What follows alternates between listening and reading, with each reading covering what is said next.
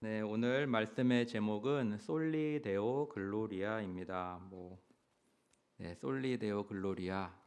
들어보신 분도 계실 거예요. 들어보신 분도 계실 거고, 이것도 무엇인 말인가라고 하시는 생각이 드시는 분도 계실 텐데요.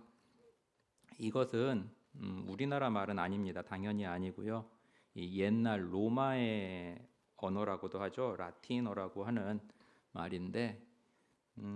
그 의미는 바로 오직 하나님께 영광을입니다. 오직 하나님께 영광을. 그래서 이 종교 개혁 시기에 이 종교 개혁자들이 모토로 삼았던 이 5개의 오직, 오직이라는 그거의 마지막에 해당하는 것이 바로 솔리 데오 글로리아라는 거예요. 그 뜻은 오직 하나님께 영광을입니다. 그래서 이 종교 개혁자들이 5개로 그 종교 개혁의 모토를 삼았던 그 5개의 오직이 뭐냐? 다른 말로 하면 이제는 솔라라고 하는데 이 솔라가 오직이라는 뜻이거든요. 그래서 첫 번째가 오직 성경입니다. 오직 성경. 그리고 두 번째는 오직 그리스도. 그리고 세 번째는 오직 은혜. 그리고 네 번째는 오직 믿음. 그리고 5번째가 바로 오직 하나님께 영광이라는 거예요. 그래서 이거는 오늘을 살아가는 우리뿐만이 아니라 오고 오는 세대들에게 있어서 굉장히 신앙의 기초가 되고 토대가 되고 반석이 되는 그러한 신앙적 개념이라 할 수 있겠습니다. 그래서 오직 성경, 이 오직 성경이라는 여기에는 이 기독교의 모든 전통은 오직 성경의 권위 아래에 있어야 하며 성경에서 근거를 찾을 수 없는 전통은 인정하지 않는다라는 의미를 그 안에 내포하고 있어요. 그래서 우리 기독교, 우리가 지금 이렇게 예배하는 모든 것이겠죠. 이 기독교의 모든 전통은 오직 성경의 권위의 아래에 있어야 한다. 그리고 성경에서 근거를 찾을 수 없는 전통은 인정하지 않는다라는 것입니다. 오직 성경이라는 거예요. 그 다음에 두 번째가 오직 그리스도입니다. 오직 그리스도. 그래서 구원의 유일한 길은 예수 그리스도 한 분이시다라는 겁니다. 그래 다른 길은 없다라는 거죠. 오직 그리스도입니다. 세 번째 오직 은혜입니다. 오직 은혜. 이거는 인간의 공로는 없다라는 거예요. 인간의 공로는 없고 오직 주님의 은혜다라는 것입니다. 인간의 공로는 우리가 내세울 것도 없고 아예 그 자체가 없어요. 그다음 네 번째 오직 믿음입니다. 믿음. 구원의 은혜는 오직 믿음을 통하여 받는다입니다. 그래서 우리가 구원을 받는 그 하나님께로부터 오는 그 구원의 은혜는 믿음이라는 그 믿음을 통하여 우리가 받게 된다라는 것입니다. 그래서 돈으로도 못 가요. 하나님 나라. 우리가 잘 알잖아요. 그러니까 다른 건 다 아니에요. 오직 믿음으로 가는 나라, 하나님 나라. 그러니까 우리가 다 배웠던 거예요. 어렸을 적에. 그 다음에 5번째 오직 하나님께 영광. 이 말은 모든 영광은 사람이 아닌 하나님께로만 돌려야 한다라는 것입니다. 누구에게로만요? 하나님께로만. 그래서 모든 영광은 사람이 아닌 하나님께로만 돌려야 한다라는 것입니다. 그래서 이 마지막 번인 이 5개 모두가 다 마찬가지겠지만 이 솔리데오 글로리아라는 이 말은 이 후대의 많은 사람들에게도 영향을 끼쳐 왔습니다. 그림 하나를 첫 번째 그림을 한번 보겠는데요. 네. 무슨 그림 같아요? 악보 같죠? 악보. 네, 이 악보는 여러분들이 잘 아시는 굉장히 유명한 사람이 그 당시엔 컴퓨터도 없고 인쇄기도 없고 손으로 이렇게 한 그림 직접 그린 악보인데요. 누구의 악보냐면은 바로 요한 세바스티안 바흐라고도 하죠. 이 독일의 요한 세바스티안 바흐의 이 악보의 마지막 부분입니다. 근데 거기 보면 제가 화살표로 이렇게 해놓은 게 있어요. 저게 이제 영어로 3글자거든요. 그런데 알파벳으로 첫 번째 자가 S입니다. 그리고 두 번째 자는 D예요. D. 그리고 마지막 세 번째 자는 쥐입니다. 쥐. 그럼 뭐의 약자 같아요? 네, 우리 학생들은 좀 캐치가 되겠죠. 제가 지금까지 막 얘기를 했잖아요. 맞아요. 바로 솔리 데오 글로리아의 약자 첫 자입니다. 이 요한 세바스티안 바흐는 곡을 완성하고 나서 그의 악보의 끝에 항상 이 SDG를 적어 넣었다고 해요. 이로 보면서 우리는 이 바하라는 이분이 얼마나 신앙적인 인물인가를 알 수 있겠죠. 그 다음에 두 번째 그림을 보도록 하겠습니다. 예, 이건 역시도 오선지에 되어 있고 역시 같은 글자 맨 위에 있는 게 같은 글자입니다. SDG. 역시 이 역시도 솔리데오 글로리아 오직 하나님께 영광을이라는 그 이니셜을 거기다 넣었는데요. 그 이 악보의 주인공은 누구냐면 그 아래 자기 이름을 이니셜로 적어놨어요. G. 그 아래 있는 게 G고요. 그다음 두 번째 자가 F고요. 그리고 세 번째 자가 H입니다. 그래서 G, F, H 누구냐면은 우리가 이 노래로 너무너무 잘 알고 있는 작곡가예요. 할렐루야, 할렐루야, 할렐루야 이렇게 뭔지 아시죠? 예, 핸델입니다. 핸델. 그래서 게오르크 프리드리 핸델 이분 역시도 독일 사람인데 이 핸델도 자기의 악보의 끝에다가 오직 하나님께 영광을이라는 이 의미로서 그것을 적어 놓고 있어요. 오늘 본문을 그러면은 다시 한번 읽어보도록 하겠는데요. 우리 요한복음 12장 43절입니다. 한번 같이 읽겠습니다. 시작. 저희는 사람의 영광을 하나님의 영광보다 더 사랑하였더라. 아멘.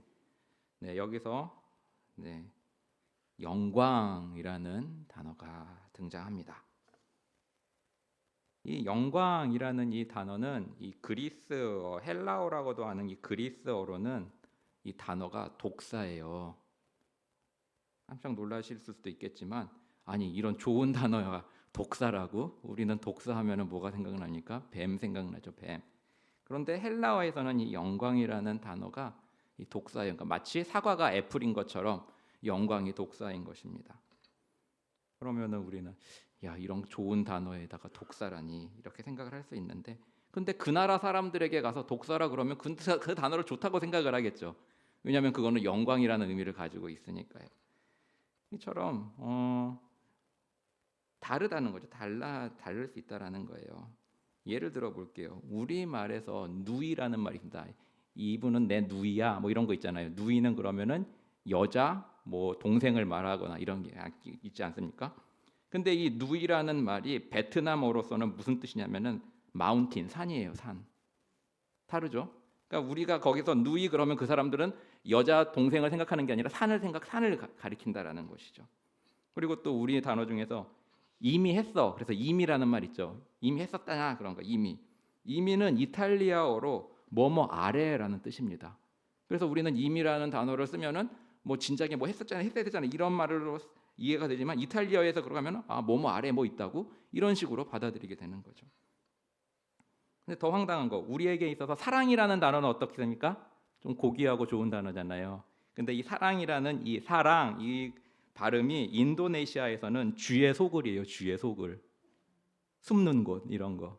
그러니까 우리 같은 겁니다. 그러니까는 그리스에 가서 독사 그러면 우리에게 그 사람들에게는 좋은 말이 좋은 의미자 우리에게는 뱀 이런 것처럼 우리에서는 사랑 그럼 너무 좋잖아요. 근데 인도네시아에서는 쥐의 소굴 이렇게 된다라는 것이죠.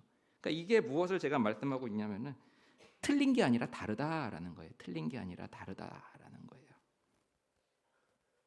이 베트남에서 이 팔짱 끼는 거 이렇게 팔짱 끼는 거 있잖아요. 이 팔짱 끼는 거는 베트남에서 상대방에 대한 최고의 예우를 뜻하는 행동입니다. 근데 이거를 모르고 이제는 베트남 사람이랑 이렇게 열심히 하고 얘기하고 있는데 베트남 어린애가 그냥 이러고 있고 이렇게 듣고 있으면 우리는 저런 무례한 애가 있나 이렇게 생각을 할 거잖아요. 그렇지만 거기서는 이게 상대방에 대한 최고의 예우를 뜻하는 거예요. 그렇다고 해서 이제 우리나라에서는 이렇게 하면 안 되겠죠. 이렇게 하고 싶으면 어른 앞에서 이렇게 하고 싶으면 이제 베트남 가야죠. 여기서는 우리나라에서는 이렇게 하면은 안 되는 것이죠. 이 효자로 소문난 한 사람이 있었습니다. 그래서 너무 효자로 소문이 자자하기에 이제는 그 사람을 좀 찾아서 좀 배워야겠다라는 심정으로 한 선비가 그를 찾아갔다라고 해요. 그래서 어렵게 물어 갔는데 찾았습니다. 그 집에 이렇게 가르쳐줘서 갔는데 보니까 아들은 대청마루에 앉아 있고 한 늙은 노모가 물을 대야에 떠다가 아들 발을 씻겨주는 게 아니겠습니까? 그래서 그것을 본 선비는 깜짝 놀랐어요. 아니 효자라고 소문이 자자해서 왔더니만 아니 늙은 노모가 발을 씻겨주는데 대청마루에 앉아서 가만히 그렇게 씻김을 당하고 있다고? 저게 무슨 효자야, 천하에 불효막심한 놈이지라고 혀를 철철 찼다라고 합니다. 그래도 소문이 난 데는 이유가 있겠지 해서 물어나 보기라도 하자 해가지고 그 청년을 이렇게 불러가지고 아니 도대체 당신 효자라고 소문이 자자해서 보는데 내가 보니 당신 이게 무슨 행동을 하고 있는 거냐고. 어머니가 연로하시고 그런데 어떻게 어머니에 보고 발을 씻기는 그러한 걸 할 수 있냐라고 물었습니다. 그러자 그 청년이 하는 말이 이랬습니다. 뭐 청년인지 아닌지는 모르겠어요. 아무튼 그 사람이 하는 말이 이랬어요. 저도 선비님, 저도 어머니가 연로하시다는 걸 압니다. 그러나 제가 살아보니 어머니가 기뻐하시는 것을 하도록 해드리는 것이 효도라는 것을 알게 되었습니다라고 말하는 거예요. 네, 그러니까는 다른 사람이 보았을 때는 그것은 불효막심한 것이지만 그 사람의 어머니로서는 그건 기쁨이거든요. 자기가 물을 떠서 아들의 발을 씻겨주는 게 어머니의 기쁨이었다는 것입니다. 그래서 본인은 어머니가 기뻐하시도록 해드리도록 내버려 둔다. 그리고 그렇게 하는 것이 어머니가 좋아하시는 것이기 때문에 그렇게 한다라고 했다라는 것입니다. 그러니까 이런 거예요. 어떻게 상대방에 대해서 알지 못하는 상태에서 바라보면 그것은 불효자가 될 수 있고 천하의 나쁜 사람이 될 수 있고 무례한 사람이 될 수 있고 그리고 어떻게 그러한 좋은 단어를 그렇게 쓸 수 있지 뭐 이런 아무튼 나쁘게 갈 수 있지만 사실 본질을 알면은 그게 전혀 다른 얘기가 될 수 있다라는 것입니다. 여러분 우리가 교회 생활 꽤 오래 하지 않았습니까? 이 교회에서의 문제가 뭐라고 생각하세요? 교회에서의 문제는 모두가 자기 생각이 옳다고 하는 것에서 비롯된다라고 보여집니다. 다 우리는 각자 다른 환경 속에서 자라왔고 봤어요. 그런데 자기가 각자 자라온 환경과 뭐 교육과 아니면은 지식과 아니면은 배운 것과 뭐 이러한 등등 이것을 가지고 이게 옳다라고 주장하기 때문에 교회에서의 모든 문제가 일어나는 것입니다. 그런데 이것은 비단 교회뿐만이 아니라 사회에서도 마찬가지죠. 한번 생각해 볼게요. 우리나라 지금 나라가 많이 정치적으로 어렵습니다. 여러분, 이 파란 당, 빨간 당 다 이렇게 지지하시는 분들이 각각 있으시다는 거죠. 그런데 파란 당이나 빨간 당이나 거기에 지지하시는 분들 나라 사랑하는 건 똑같아요. 이 파란 당 좋아하시는 분들을 붙잡고 물어보세요. 나라를 미워하시고 나라가 망했으면 좋겠습니까? 아니에요. 그분들도 나라를 엄청 사랑하세요. 또 빨간 당을 지지하시는 분들 자꾸 물어보세요. 나라를 팔아먹으려고 그런가? 전혀 아니에요. 나라를 너무너무 사랑하시는 분들이라는 거죠. 서로 다른 것입니다. 파란 당을 지지한다고 해서 그 사람이 틀린 게 아니라 다른 거예요. 예를 들어 볼게요. 예를 들어보죠. 한번 이렇게 생각을 해보세요. 우리 정치적으로 조금 관심이 있으신 분들, 만일 예수님이 파란 당 편을 들어주신다면은 신앙을 포기하시겠습니까?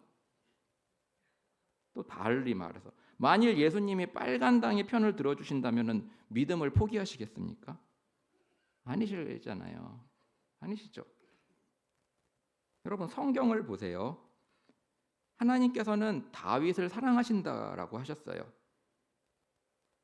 하나님께서 사랑하시는 다윗의 근데 삶을 보십시오. 오랫동안 도망자 생활을 하며 고생을 합니다. 하나님이 사랑하시는 사람인데 도망자 생활에 고생하는 것을 1년도 아니고 5년도 아니고 10년 뭐 그렇게 오랫동안 그렇게 힘든 생활을 했어요. 또 성경에서 이랬죠. 하나님께서 야곱은 사랑하고 에서는 미워하였다라고 말씀하고 있습니다. 그런데 가만히 보면은 야곱은 사랑하고 에서는 미워했다 그랬잖아요. 근데 가만히 보면은 고생은 야곱이 더 많이 한 것 같아요. 에서는 그냥 어느 날 이렇게 야곱이 만났는데 이미 엄청난 부자에다가 거부에다가 막 부하들도 수백 명 거느리고 있는 그렇게요. 그러니까 하나님이 사랑하셨는데 고생은 야곱이 훨씬 더 많이 했고 반면 에서는 그냥 잘 이렇게 급성장해서 잘 이렇게 리더가 되어 있는 것 같고 그런 것입니다. 여러분 하박국서를 보십시오. 선지자인 하박국도 놀랐잖아요. 왜 놀랐어요? 어떻게 하나님이 택하신 이 우리 이스라엘 편이 아니라 하나님께서 바벨론 편을 들어주실 수 있나요? 라고 하면서 선지자도 놀랐다는 것입니다. 하나님이 너는 내 장자야, 나의 첫째야, 내가 사랑해서 부른 이렇게 하나님께서 내 백성이라고 하셨는데 전쟁을 이렇게 이제 곧 닥치는데 하나님께서 바벨론 편을 들어주시겠대요. 이해할 수 없잖아요.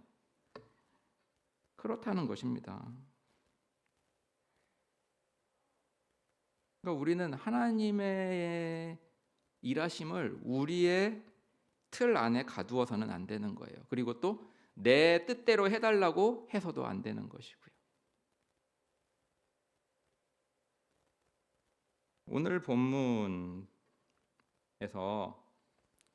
이렇게 말씀하였죠. 저희는 사람의 영광을 하나님의 영광보다 더 사랑하였더라. 그럼 여기서 이제 저희라는 사람이 등장하고 그 저희라는 사람이 하나님의 영광보다 사람의 영광을 더 사랑했다라고 말하고 있습니다. 그럼 이 저희라는 사람은 누굴까? 바로 윗 구절인 42절에 나와 있는데요. 우리 42절 같이 읽어보겠습니다. 그러나 관원 중에도 저를 믿는 자가 많되 바리새인들을 인하여 드러나게 말하지 못하니 이는 출회를 당할까 두려워함이라. 아멘. 여기서 이 저희라는 자, 저희는 사람의 영광을 하나님의 영광보다 더 사랑하였더라라고 해서 이 저희라는 등장하는데 이 저희가 누구냐면은 바로 관원들입니다. 여기서 관원이라는 것은 일반 공무원이 아니에요. 영어 성경에서는 이 지도자들 또는 통치자들이라고 번역하고 있습니다. 그러니까 지도자들이며 통치자들이에요. 이 단어가 쓰였던 용례가 어디냐면은 이 회당장 야이로에서 이 회당장이라는 이 단어에도 쓰였어요. 그리고 또 누가복음 11장에서는 이 유대인들이 예수님을 향해서 이 귀신의 왕 바알세불을 힘입어 귀신을 쫓아낸다 이런 말 있잖아요. 여기서 왕, 귀신의 왕, 여기서 이 왕이라는 단어도 같은 단어입니다. 그리고 또 누가복음 12장에서는 이 단어가 법관이라는 재판관이라는 단어로도 쓰였어요. 그리고 또 요한복음 3장에서는 이 니고데모를 지칭하는 데 사용되기도 했습니다. 니고데모는 아시다시피 산헤드린 공회의 공회원이었죠. 그러니까는 이 관원이라는 것은 상당히 높은 계층의 지도자들 또는 통치자들을 말하고 있다라는 것을 말씀드리는 거예요. 그런데 이 관원들 중에서 저를 믿는 자, 예수님을 믿는 자가 많았다고 얘기하고 있습니다. 그런데 그들이 두려워했어요. 그것을 공개하는 것을. 왜 그러냐면은 바리새인들을 인하여 드러나지 말하게 못하니 이는 출회를 당할까 두려워함이었다라고 말하고 있습니다. 출회라는 것은 다른 말로 하면은 내쫓겨지는 거예요. 내쫓겨지는 거. 즉 유다의 사람이 아니라 곧 이방 민족 취급을 받는다라는 것입니다. 이 출애라는 것이요. 그래서 한마디로 쉽게 말하면 추방입니다. 추방. 그러니까 유대 공동체에서 제외되는 거예요. 유대인들과의 교제도 허용되지 않는 거예요. 그리고 당연히 회당의 출입도 금지됩니다. 회당이라는 것은 그 중심 아니겠습니까? 그 공동체의 중심. 그러니까 거기도 출입이 안 돼요. 금지돼요. 출애라는 것, 출애당하면. 그리고 또 어떤 곳에서 보면은 이 출교 당한 자가 죽으면 그 사람을 위해 우는 것도 금지되었다고 해요. 그리고 또 시체에 돌을 던져 모욕을 주는 것도 포함된다라고 하는 것도 있습니다. 끔찍한 거죠, 한마디로. 그래서 이 추례라는 것은 유대인들에게 행해지는 가장 최고의 형벌이었던 것입니다. 그러면 이 관원들이 출교를 당한다? 그럼 뭐예요? 자기의 직위 내려놔야 돼요. 자기의 누리고 있는 모든 것들, 명예, 소득, 친구, 사회생활, 공동체, 이 모든 것들이 다 박탈당하게 되는 거예요. 그럼 이거는 쉬운 일일까요? 안 쉬운 일일까요? 굉장히 쉽지 않은 일입니다.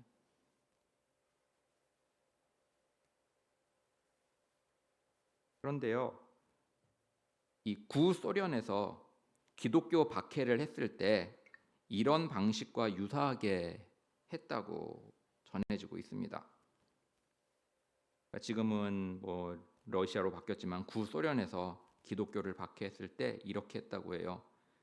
기독교인이라고 공식적으로 시인하는 순간부터 현재의 직업에서 더 이상 일할 수 없고 오직 할 수 있는 직업은 블루칼라라는 건 곧 육체 노동입니다. 육체 노동만 가능하도록 했다라는 거예요. 그리고 더 고통스럽게 했던 거는 그 부모, 본인들만 육체 노동자 하면은 뭐 감내하면 될 수 있었을 텐데 그 기독교인으로고 시인하는 그 부모의 자녀들도 그 자녀가 아무리 똑똑한다 하더라도 육체 노동자의 직업밖에 가질 수 없게 되는 거예요. 그럼 여러분들 한번 생각해 보세요. 여기 자녀 가지신 분들 계시잖아요. 정말 똑똑해요. 정말 비상해요. 정말 크게 될 아이예요. 그런데 내가 기독교인이라고 시인하는 순간 내 아이는 이제 육체 노동, 건설 현장이나 아니면은 뭐 어부라든지 육체 노동밖에 할 수 없는 직업밖에 선택을 할 수가 없게 돼요.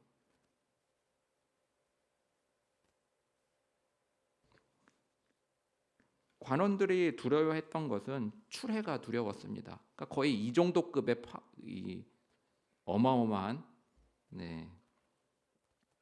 그 손해를 감수해야 됐다라는 것이죠.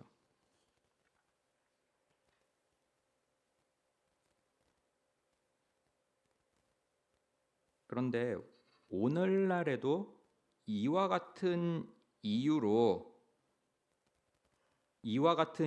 기독교 선교가 어려운 나라들이 있습니다. 어딘지 아시겠죠? 바로 중동의 이슬람 국가들이 그렇습니다. 이슬람 국가들은 표면상으로는 종교의 자유가 있다고 대외적으로는 말을 해요. 그러나 이것은 어디까지나 명목상인 것입니다. 그러나 본국 사람들이 개종을 할 경우에는 실상은 엄청난 핍박이 따르는 것으로 잘 알려져 있습니다. 우리 교회의 우리 김홍일 장로님께서 이 중동 국가로 출장을 종종 가시기는데요. 이런 말씀을 하셨어요. 이렇게 외국의 그 중동 국가에 가면은 이 외국인이 오면은 이 종교를 물어본다고 합니다. 그래서 종교를 물어보고 나서 이렇게 말을 한다고 해요.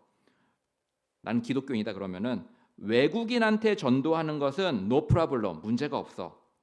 그러나 우리 국민에게는 절대로 전도하지 마라. 이렇게 경고 같은 당부를 한다고 합니다. 그래서 중동 국가에 사는 이 중동 사람들 가운데서는 마찬가지 같은 출교 같은 그러한 것이 두려워서 공개적으로는 드러나진 않더라도 숨은 그리스도인들이 상당수 있다라고 해요. 성경에 보면은 이와 유사한 처지에 놓인 사람이 나오는데요. 바로 누구냐면은 바로 나아만 장군입니다. 엘리사로부터 문둥병 치유를 받고 나서 그는 고백하죠. 오직 여호와만이 참 하나님이시군요. 그러면서 나도 여호와를 경배하겠습니다라고 말합니다. 그런데 엘리사에게 한 가지 양해를 구해요. 그것이 바로 열왕기하 5장 18절에 있는데 한번 같이 읽어보겠습니다. 오직 한 가지 일이 있사오니 여호와께서 당신의 종을 사유하시기를 원하나이다. 곧 내 주인께서 림몬의 당에 들어가 거기서 숭배하며 내 손을 의지하심에 내가 림몬의 당에서 몸을 굽히오니 내가 림몬의 당에서 몸을 굽힐 때에 여호와께서 이 일에 대하여 당신의 종을 사유하시기를 원하나이다. 아멘.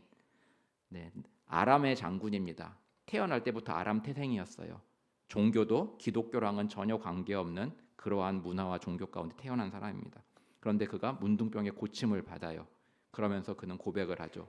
이 상천하지에 하나님 여호와만 유일한 하나님이고 이제는 나는 여호와만 경배하겠습니다. 그런데 한 가지 문제가 있습니다. 뭐냐면 제가 섬기는 나라의 왕께서 림몬이라는 이 우상이겠죠. 거기에 들어갈 때 내 손을 의지하고 가는데 나도 거기서 굽혀서 그 몸을 굽혀야 됩니다. 그러나 이 일로 말미암아 하나님께서 저를 용서해 주시기를 원합니다라고 그렇게 용서를 이렇게 구하는 그러한 말씀이 이렇게 우리가 읽었습니다. 아람 사람으로서 그가 속한 종교와 문화 속에서 여호와의 신앙으로 개종하는 것, 그리고 뭐 오늘날도 아니잖아요. 그 당시 그것은 쉽지 않은 일이었을 것입니다. 그러나 나아만 장군은 믿음으로 결단을 하죠. 그렇지만 그거에 있어서는 하나님께 용서를 구하는 그러한 것을 구합니다. 그랬을 때 엘리사 선지자도 이를 어느 정도 용인해 주었어요. 그런데 성경의 또 다른 쪽에서는 이스라엘 사람으로서 이방 신들이 가득한 나라에서, 그러니까 이스라엘 사람이요, 태생이 이스라엘 사람이에요. 그런데 이스라엘 사람으로서 이방 신들이 가득한 나라에서 죽기까지 하나님을 붙잡았던 사람들이 나옵니다. 누구죠? 네, 바로 다니엘과 세 친구들입니다. 다니엘과 세 친구들은 이방 사람은 아니고 순수 이스라엘 사람들이었어요. 그런데 이방의 포로로 끌려가게 되었죠. 그런데 거기서 어떻게 했습니까?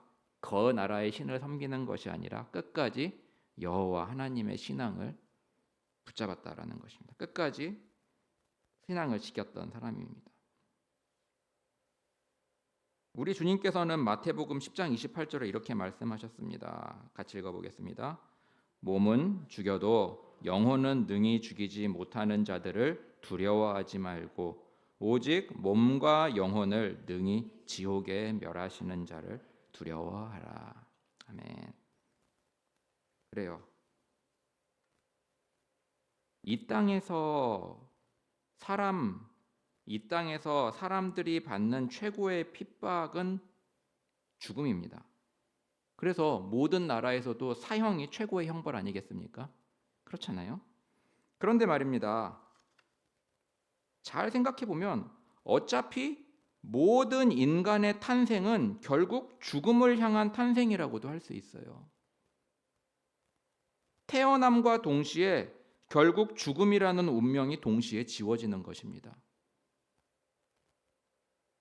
태어남과 죽음은 항상 같이 가게 되는 거예요. 그러니까 한 번 태어나고 한 번 죽는 것이 세상의 이치입니다. 그래서 한 번뿐인 인생이라는 말이 있잖아요. 그리고 또 한때 유행했던 말, 욜로. 이 욜로가 무엇입니까? You only live once.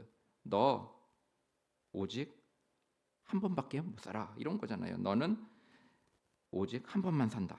그러니까 한 번 산다라는 거죠. 그래서 이 한 번뿐인 인생에서 여기서 어떻게 그 삶이 살아가느냐에 따라서 그 사람의 인생이 그려져 나가는 것입니다. 그러니까 한 번뿐인 인생 한 다음에 그 뒤에 무엇이 붙느냐에 따라서 그 사람의 인생이 그려져 나간다는 말이에요. 예를 들어서 한 번뿐인 인생, 이거는 시작한 자 한 번뿐인 인생. 거기서 이 뒤에가 놀고 먹자라는 신조를 가진 사람은 그냥 그렇게 그 신조대로 놀고 먹고 그렇게 살아가는 것입니다. 그러나 반면 한 번뿐인 인생 가치 있게 살자라는 신조로 사는 사람은 또 가치 있는 삶을 추구하면서 살아가는 거예요. 그렇다면 우리는 어떻게 살아가야 할까요? 성경은 우리에게 말씀합니다. 이 땅에서의 삶이 중요하다라고 말씀하세요. 그리고 하나님의 백성들에게는 하나님의 영광을 위해 살라라고 말씀을 하고 계십니다. 성경에는 이 영광이라는 단어가 대략 470번 가량 나옵니다. 적지 않은 숫자지요.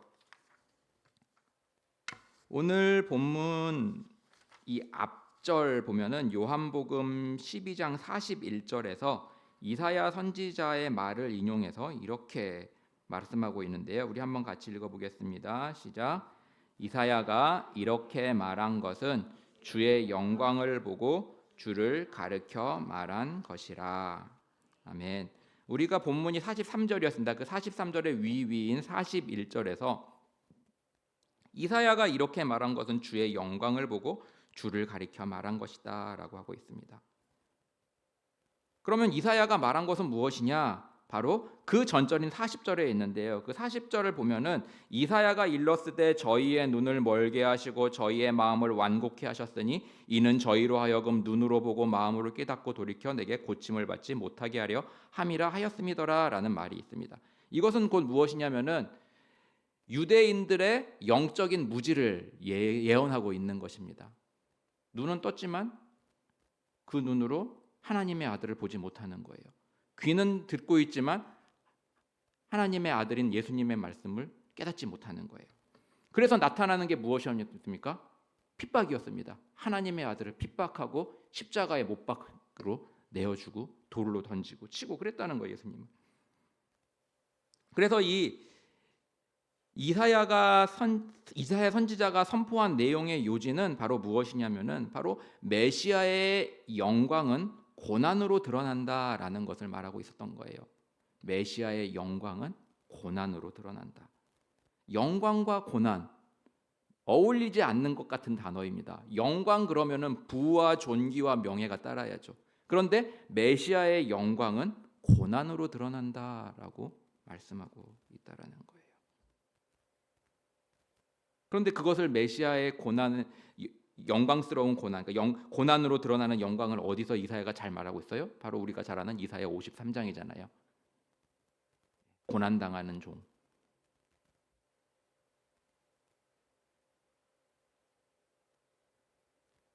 다시 한번 오늘 본문인 요한복음 12장 43절을 읽어보도록 하겠습니다. 검은색 바탕의 글씨를 다시 한번 보도록 하겠습니다. 같이 읽어보겠습니다. 저희는 사람의 영광을 하나님의 영광보다 더 사랑하였더라. 아멘. 거기에 보면은 제가 영어 성경을 하나 가지고 왔는데요. 다른 게 아니라 이 영광이라는 이 우리말의 단어를 영어 성경에서는 무엇으로 표현하고 있느냐를 보여주기 위해서 가지고 온 것입니다. 그래서 우리는 영광 그러면 좀 막연해요. 그런데 영어 성경만을 봐도 조금은 우리에게 분명한 의미를 전달해주고 있습니다. 무엇이라고 번역을 했냐면은 바로 프레이즈라고 하고 있어요. P-R-A-I-S-E, 프레이즈. 보이시죠? 네. 그럼 이 프레이즈라는 의미가 무엇이냐? 프레이즈라는 이 의미는 뜻은 칭찬입니다. 칭찬. 그럼 영광이라는 그 뜻이 그 의미의 그것은 바로 칭찬이라는 의미를 담고 있다라는 것을 우리가 볼 수 있는 것이죠. 그래서 이것은 많은 권위 있는 영어 성경에서 이 영광을 이 프레이즈, 이 칭찬이라는 것으로 번역하고 있는데요. 뭐 아시는 분들을 위해서 잠깐 언급을 하자면은 NIV, KJV, 킹제임스, RSV, NLT 이러한 성경에서는 모두 이 영광을 프레이즈, 이 칭찬으로 번역을 하고 있다라는 거예요. 그래서 영광이라는 곧 칭찬이다라는 것을 우리가 알 수 있겠죠. 그런데 이 요한복음 12장의 훨씬 앞장에서 요한복음 5장 44절에서 예수님께서는 또 이렇게 말씀을 하시는데 우리 한번 같이 읽어보겠습니다. 너희가 서로 영광을 취하고 유일하신 하나님께로부터 오는 영광은 구하지 아니하니 어찌 나를 믿을 수 있느냐. 이거는 이제 유대인들을 향해서 예수님께서 책망하는 거예요. 너희가 서로 영광을 구한다. 너희들이 서로 인간의 영광을 구하는 것에는 혈안이 되어 있는데 정작 하나님께로부터 오는 영광은 구하지 않는구나라고 말하고 있는 거예요. 오늘 말씀의 제목이 뭐라고요? 오직 하나님께, 솔리 데오 글로리아, 오직 하나님께 영광입니다. 그럼 아까 우리가 이 본문에서 보았던 것처럼 첫 번째로 영광은 곧 무엇이냐? 칭찬하는 것이다 라는 것을 우리가 알 수 있는 것이죠. 그래서 영광은 곧 칭찬하는 거예요. 그래서 하나님께 영광을 이라는 그 안에 우리가 우리의 삶에서 할 수 있는 것 바로 하나님을 칭찬한다라는 것입니다. 그런데 또 한 가지는 이 구약 성경에서의 영광을 어떻게 표현하고 있느냐에 대해서 우리가 찾아볼 수 있다라는 거예요. 근데 구약 성경에서 이 영광이라는 단어를 어디서 사용하고 있느냐라고 보니 출애굽기 20장과 신명기 5장에서 사용하고 있다라는 것을 우리가 볼 수 있었습니다. 그런데 이 출애굽기 20장과 신명기 5장은 무엇이 들어있는 내용이냐면 그 유명한 10계명이 들어있는 장이 바로 이 두 장이에요. 그런데 이 영광이라는 이 히브리적 단어가 어디에서 몇 계명에 쓰인 것인가 보니 쓰여 있는데 그것이 바로 제5계명에 쓰여 있었습니다. 제5계명 너무나 잘 알죠? 내 부모를 공경하라. 여기서 이 공경이라는 단어에 이 영광이라는 이 원어적 단어가 쓰여져 있다라는 것을 볼 수 있어요.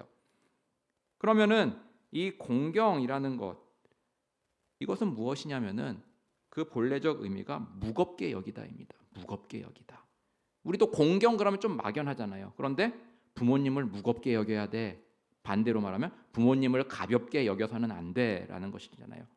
그럼 부모님을 가볍게 여기는 것은 우리들의 아이들의 행동에서 볼 수 있는 것들이 좀 있잖아요. 막 엄마 아빠한테 함부로 한다거나 아니면 순종하지 않는다거나 아니면은 뭐 여러 가지들. 그러나 부모를 공경한다라는 것은 부모님을 무겁게 여기다라는 것에는 딱 마음에 와 닿습니다. 부모님을 함부로 하면 안 되는 거야. 무겁게 여겨야 된다. 그래서 다시 한번 우리 요한복음 5장 44절의 말씀을 한번 읽어보도록 하겠습니다. 5장 44절입니다. 너희가 서로 영광을 취하고 유일하신 하나님께로부터 오는 영광은 구하지 아니하니 어찌 나를 믿을 수 있느냐. 예수님께서 유대인들에게 하신 말씀인데 너희가 서로의 영광을 취한다. 그러면 이것은 우리가 아까도 보았듯이 그 의미를 대표하면 너희가 서로에게서 칭찬받기를 취하려고 그런다. 그리고 인간으로부터 자기가 무겁게 여김을 당하는 것을 원하고 그렇게 추구하는 것. 그렇고 지금 너희들이 그렇게 살고 있는 게 아니냐. 그렇게 하는 것입니다. 그런데 하나님께로부터 오는 영광은 구하지 아니하고 있다라고 하면서 책망하고 있는 것이죠. 그런데 이 칭찬이라는 이것의 또 다른 말은 바로 찬양입니다. 그러니까 praise the Lord 그러면은 영어적 의미로는 하나님을 찬양합시다 이거거든요. 주님을 찬양합시다. 그 같은 의미를 갖고 있어요. 그러니까 칭찬하다, 찬양하다 이것은 다 같은 연계된 것입니다. 그러니까 하나님을 찬양하는 것은 곧 뭐예요? 하나님을 칭찬하는 거예요. 그런데 하나님께서 이 너희들은 서로의 영광을 취하려고 하는 데 혈안이 되어 있다라고 하는 그 유대인들. 근데 이 유대인들의 조상이 누구죠? 바로 유다입니다. 야곱의 넷째 아들인 유다였어요. 근데 그 유다의 이름의 뜻이 무엇이죠? 찬양이었죠. 찬양. 아이러니합니다. 유다의 이름인 찬양의 그 후손들이라고 하는 사람들이 하나님을 찬양하는 그 본질에서 벗어나서 서로에게 서로를 찬양하는 데 혈안이 되어 있고 서로에게 칭찬받는 데 혈안이 되어 있는 그러한 모순된 삶을 살아가고 있었다는 것이죠.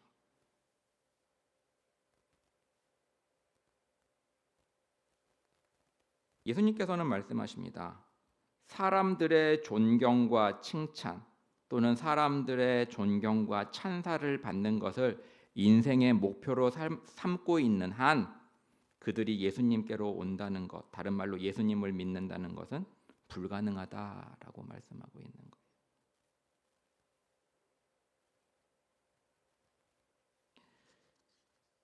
예수님께서 말씀하셨죠. 저희는 서로의 영광을 취하고 유일하신 하나님께로부터 오는 영광은 구하지 아니하니 어찌 나를 믿을 수 있느냐라고 말씀하고 계십니다. 그럼 여기서 하나님으로부터 오는 영광이 무엇일까요? 힌트가 요한복음 6장 27절에서 29절에서 볼 수 있습니다. 예수님께서는 오병이어의 기적을 일으켰어요. 그런데 사람들이 이제 왕을 삼으려고 합니다. 그런데 예수님께서 사람들에게, 그 유대인들에게 이렇게 말씀을 하셨어요. 썩는 양식을 위하여 일하지 말고 영생하도록 있는 양식을 위하여 일하라라고 말합니다. 그것을 들은 유대인들이 물어봐요. 저희가 묻되 우리가 어떻게 하여야 하나님의 일을 하오리까라고 묻습니다. 그러자 예수님께서 말씀하시기를, 예수께서 대답하여 가라사대 하나님의 보내신 자를 믿는 것이 하나님의 일이니라 라고 하셨습니다.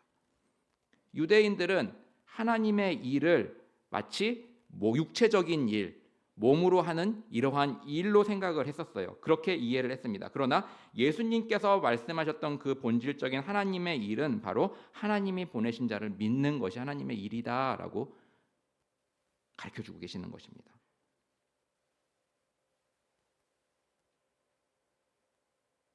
여러분, 종교 지도자들, 바리새인들만큼 열심인 사람들이 그 당시에 드물었어요. 종교 지도자들, 바리새인들, 그들만큼 이 종교에 열심인 사람은 없었습니다. 그런데 예수님께서는 그러한 종교 지도자들 그리고 바리새인들에게 너희들이 사람의 영광을 취하려고 그렇게 하고 있구나라고 말하고 있는 거예요. 지금 바리새인과 종교 지도자들은 그들이 가지고 있는 그 종교적인 열심을 가지고 금식도 하고 11조도 하고 회당에서 기도도 하고 모든 종교적인 열심은 다 내면서 모든 사람들로부터 존경을 받는 사람들인데, 예수님께서는 너희는 지금 사람의 영광을 위해서 하고 있는 거야 라고 말씀하고 계시다라는 거예요. 너희들은 사람의 영광 취하려고 그러는구나. 그러면서 너희는 하나님께로부터 오는 영광을 구하지 않는구나 라고 말하고 있어요. 근데 그 하나님께로부터 오는 영광이라는 것은 아까 우리가 보았듯이 하나님의 일이 곧 그가 보내신 예수를 믿는 것인 것처럼, 하나님께로부터 오는 영광이라는 것은 곧 하나님의 영광의 본체시요 하나님께서 내 사랑하는 자여 기뻐하시는 자라고 일컬음을 받으시는 바로 예수 그리스도가 하나님께로부터 온 영광이 된다라는 것입니다. 그래서 예수님이 빠진 것은 무엇든지 하나님께 영광이 되지 않는다는 거죠. 예수님이 빠진 헌신, 예수님이 빠진 예배, 예수님이 빠진 봉사, 어느 것 하나 영광이 되지 않는 거예요. 결국 사람으로부터 오는 영광을 취하려는 것입니다.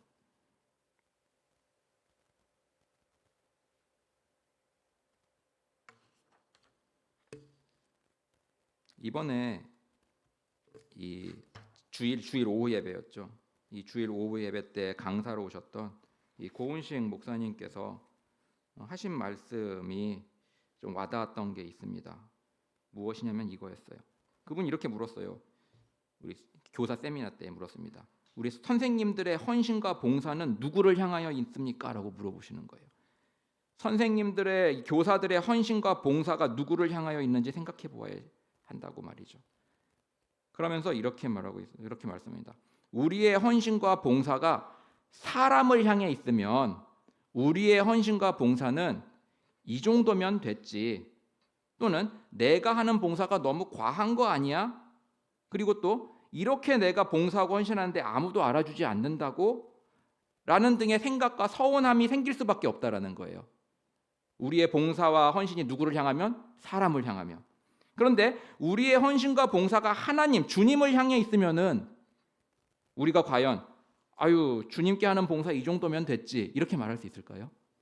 또 아유, 내가 주님께 하는 이 헌신이 너무 과한 거 아니야? 이런 생각이 들 수 있을까요?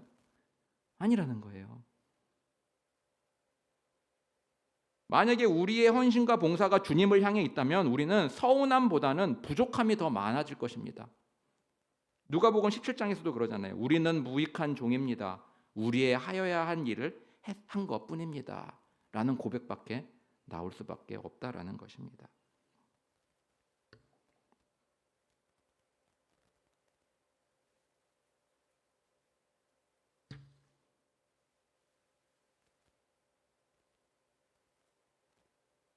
로마서 14장 23절에서 유진 피터슨 목사님은 그 구절을 이렇게 풀어쓰고 있어요. 여러분이 사는 방식과 여러분이 믿는 바가 일치하지 않는 것은 잘못입니다.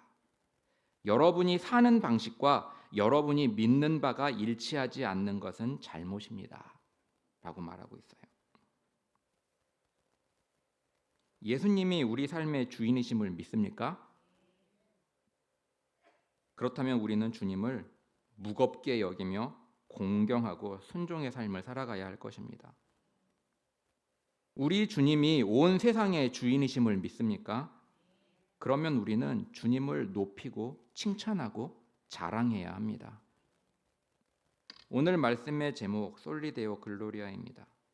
말뿐이 아니라 우리의 전 인격을 통해 주님을 칭찬하고 주님을 무겁게 여기며 살아가는 우리 모두가 되기를 주님의 이름으로 축원합니다.